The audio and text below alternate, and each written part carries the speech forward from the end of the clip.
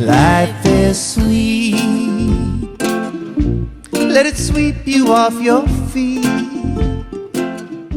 Hi, I'm Allie, and this is Find Your Joy. And today I am thrilled to have Laurin Wittig with us. Laurin is the CEO and founder of Heart Light Wellness. She is an intuitive healer. She was a novelist for many years, and she has combined the two to a place where she takes the stories of others and creates a healing path for them. Would you say does that work somehow, Yes. Laurin? Yes, that sounds great. Thanks for having me here. Oh, thank you so much for being here today. So, Laurin, so tell me a little bit about your transition. So you started as a historic romance novelist. Yes. And I come from a Scottish family, so I was fascinated by medieval Scotland, and I love the happily ever after, the transformation that happens in a romance novel. So I did that for, a long time, 15 years, I believe. wow. And the process of learning to tell a story was what really fascinated me. Wow. And I wrote about healers who do the kind of work I do now. I didn't know I could do that. So it was really interesting to me looking back at the stories, how many healing arts I had brought into the stories and my heroines without even realizing it was something I was going to be doing. So it's kind of cool. But there was some attraction there for you already. A lot. Yeah, a lot. So I've taken that story, and I've now, through my own healing, learned to retell my own story, how to heal the things that needed healing so that I could create a new story for myself. Right. And that process was so wonderful for me that I wanted to share it with others, and discovered I had a gift for it. So That's that beautiful. was. I love that when you're talking about it, the story of yourself, because whether we understand this fully or not, we are all constantly telling ourselves a story about ourselves. Oh, yeah. And a lot of us have that little ugly storyteller in the back of our heads telling us that we're not enough, or we're not smart enough, or we've been traumatized and we should give up, or whatever it is. Right. So, or something's wrong. And I love that now you become your heroine of your own story. Yes. And that heroine is going to come and say, we're going to find this thing. We're going to create this whole healing journey together. Yeah. So how does that look a little bit when you're working with someone? How does that look? It's really interesting to me. I mostly work with women, not exclusively, but mostly. Mm-hmm. And most of them are in pain when they find me. It might be emotional pain or physical pain, but they find me, and that's what they come saying. I hurt, and I'm not getting any help from other methods. And what can you do? And I work very much, on a massage table. I work with my hands. So I'll say I work like this because I'm always feeling energy with my hands. Oh, right. Okay. So I work very much with your energy. And I say I'm a healer, but really I'm more of a facilitator because we all have to heal ourselves. But I get so much information from the person's energy. I get stories from it. Sometimes I get past life information. Parts of their bodies will talk to me about why they're unhappy. It's bizarre and wonderful and great fun. Yes, I totally understand what you're saying. So I get to bring those stories to light because often they're subconscious, or they're old beliefs that somebody else planted in us. Or it's something we've been telling ourselves for so long that we believe it. And it may no longer be true, even though we still tell ourselves. So I get to reveal those stories, bring them out from the subconscious. I call it bringing it into the light so that we can see it and we can talk about it.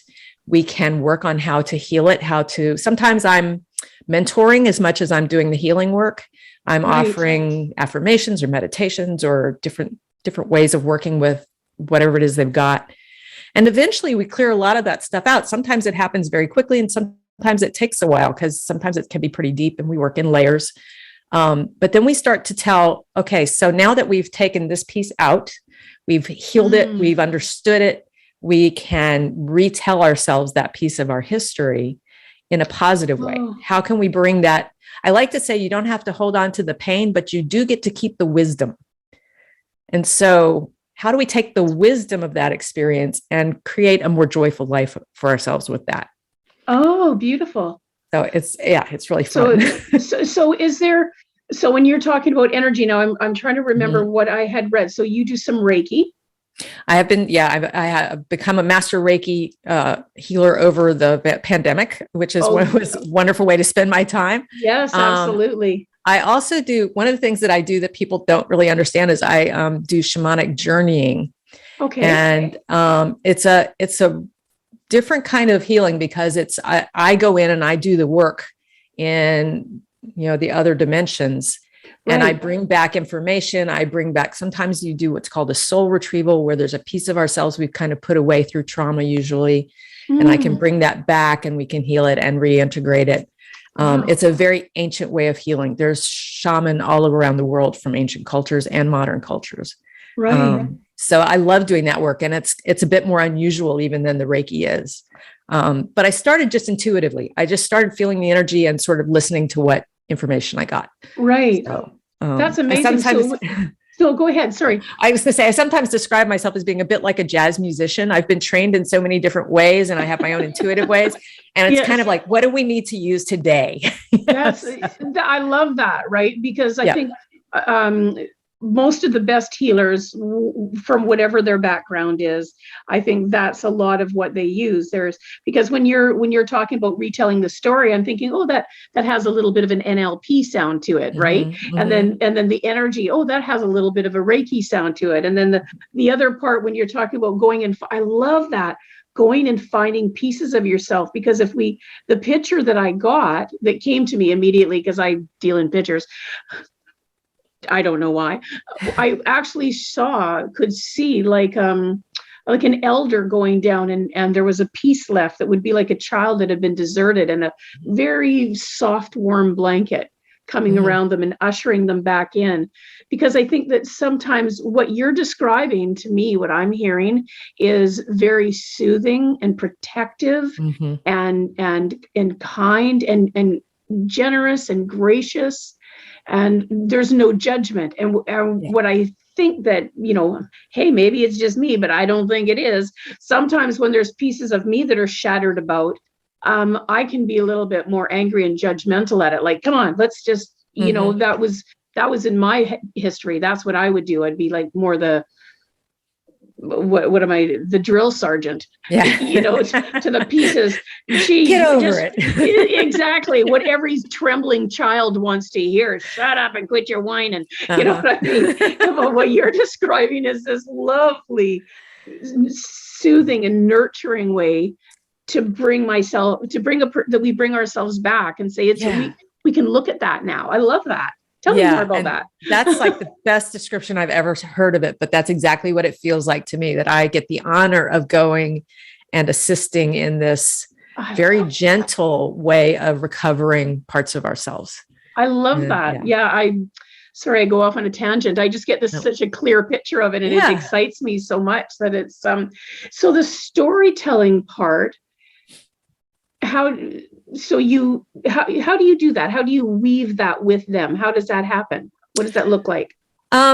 It's a lot of it is when I have a client, whether it's, I do a lot of remote work. I can do it here or, in my office where I'm sitting, or remotely, but, it's a constant conversation between us. So as I'm feeling into the energy, or I'm getting messages, I'm sharing that, and we're talking about it. And often that allows somebody to remember something that they've maybe shoved away and didn't want to think about. Right. It's not uncommon to have somebody burst into tears just when I mention something, because it's been waiting to be revealed and released and healed.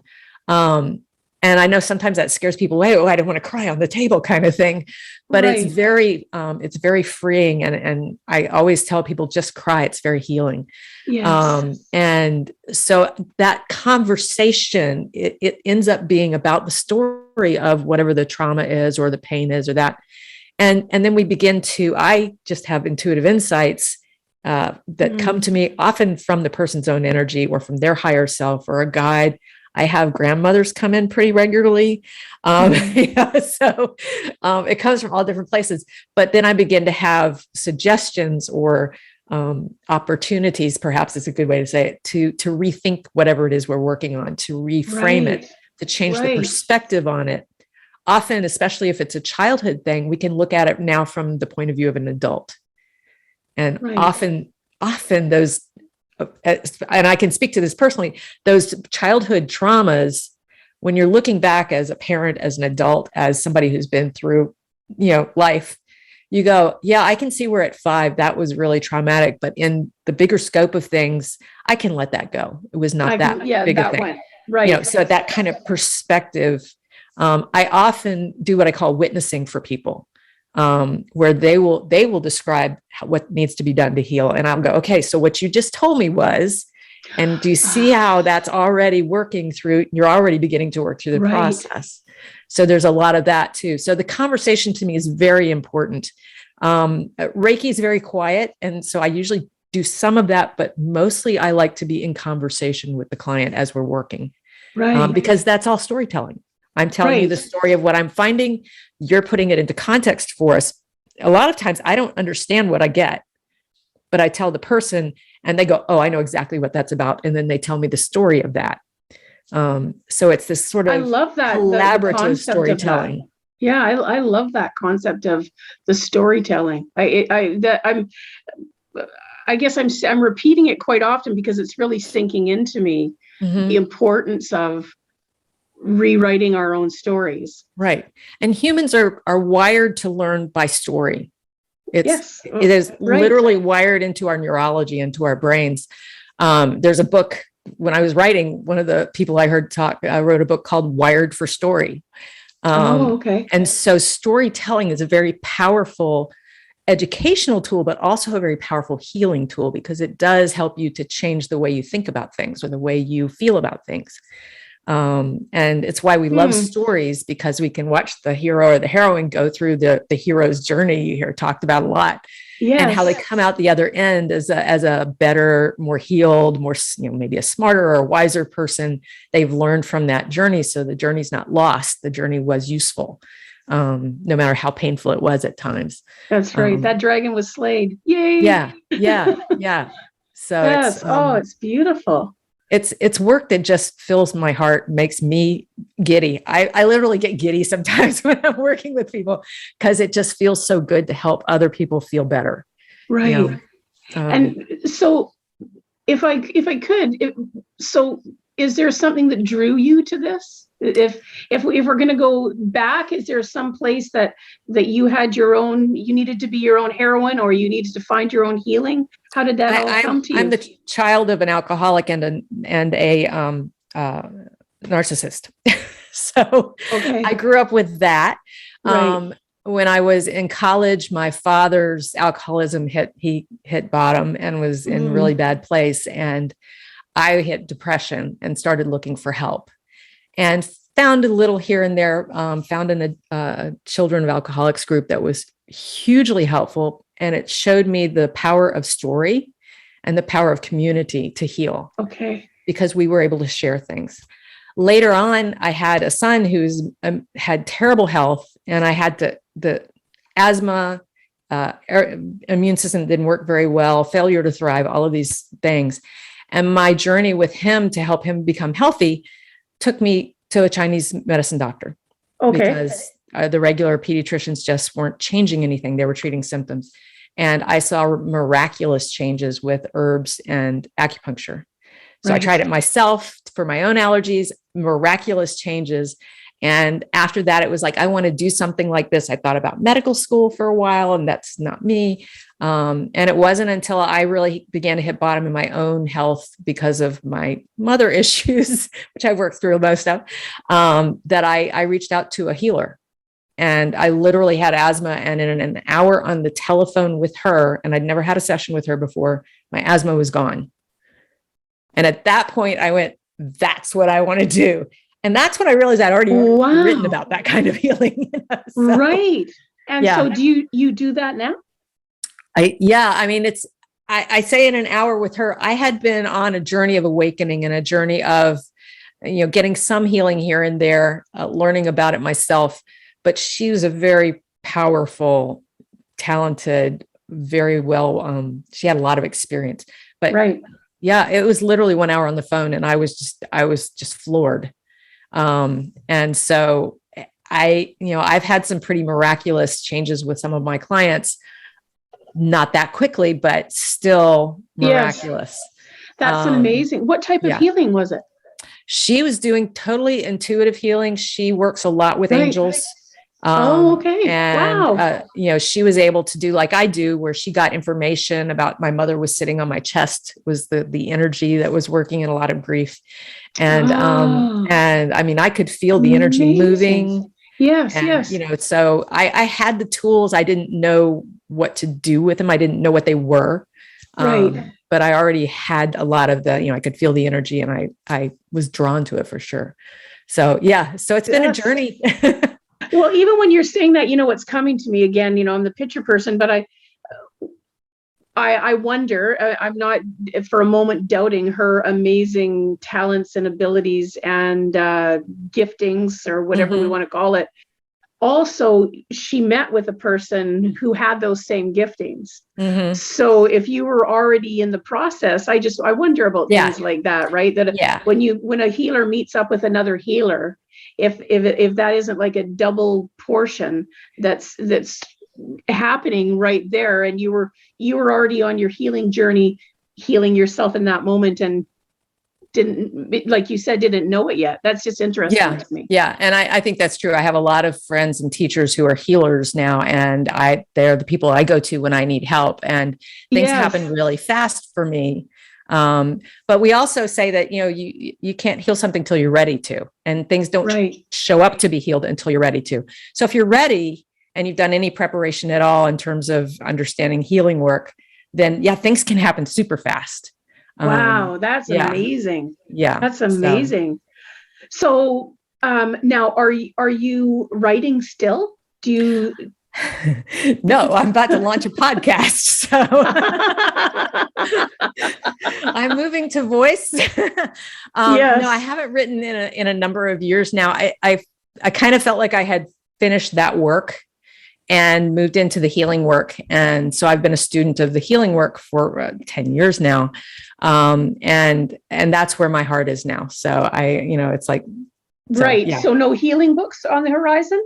I think there will be. I don't know what they are yet, but I definitely, I would love writing. I adore writing, and I can't wait to get some of your books. So I'm going to be looking them up right away. Well, I write as Laurin Wittig, so I'm easy to find. I mean, you hit all my buttons, right? Scottish, medieval, and healers. I'm like, I am so in. I can already do the accent in my head while I read. Good. I think they're very good books. I've actually done really well with them on Amazon charts and that sort of thing. So that's wonderful. Well, congratulations. Well, it's wonderful when you I just love that you were writing about it, and you accidentally tripped and fell right into it's like my subconscious knew, but I didn't consciously know it yet. I mean, that's just brilliant. So you're going to be having a podcast coming out pretty soon. And what's the name of your podcast? Do you know that yet? It's Curiously Wise. I love that. Because I love to have conversations and to tease out the wisdom that we can share with people. So that's going to be, I'm hoping to launch it by the end of March. So very soon. Beautiful. And, so I'm looking forward to that. Oh, I can't wait to tune into that. That's going to be wonderful. I hope so. Yeah. Yeah, that's amazing. Well, we sadly, we have a very short time today. Potapalooza is a wonderful thing, but everything's going a little bit fast and furious. Laurin, I thank you so much for being a guest. I've learned lots already from listening to you today. And I'm going to ask if you were going to leave one thing for our listening viewer, putting you on the spot here a bit.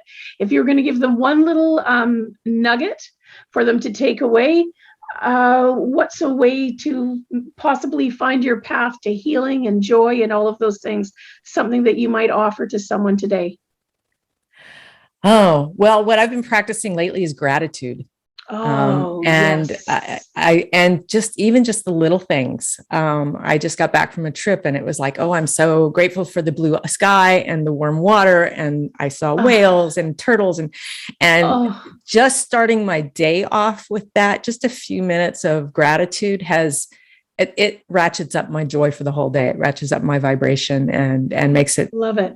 joyful to move into the day. So that's my nugget. That's awesome. I really appreciate it. Sorry for putting you on the spot, but it sure That's did all not right. at all. You were right there with me. I'm grateful for that. That's awesome. Well, Laurin, thank you so much for being here today.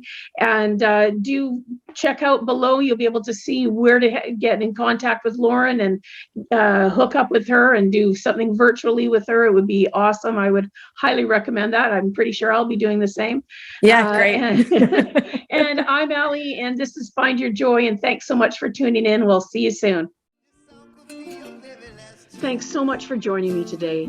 If you found a piece of your joy in this episode, I would love to hear about what came up for you so that we can continue to grow the impact of this show. Thanks again. See you soon. And remember, find your joy.